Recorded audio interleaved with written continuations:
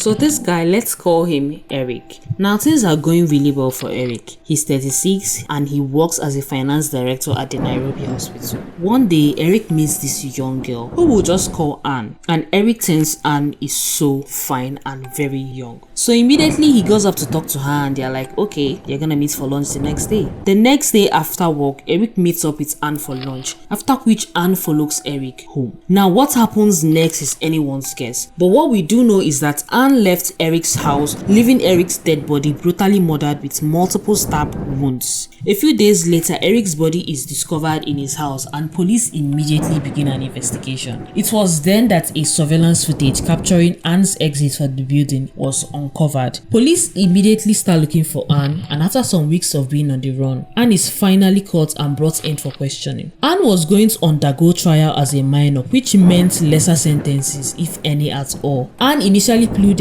guilty about 3 times but later changed her plea to self-defense, stating that the encounter with Eric was all in self-defense. According to her story, Eric had made a move on her and she stabbed him 3 times in self-defense. But Anne's luck soon ran out because the autopsy report revealed that Eric had died from about 25 stab wounds, suggesting brutal murder rather than self-defense. Further investigation also revealed that she was not in fact a minor. Anne at the time was 20 years old enough to be sentenced to the severest of sentences. Matters became worse for Anne. Her mom, teachers from school and even colleagues testified against Anne in court, stating her long history of violence with animals, killing and choking of small animals all for the pleasure and seeing them die. She also served some time in a juvenile center. As legal proceedings unfolded, questions lingered about Anne's motive and mental state. Was she the victim of circumstance or a cold-blooded killer? The answer remains elusive. This is what Eric and Anne look like in real life, and all this happened in Kenya in 2023.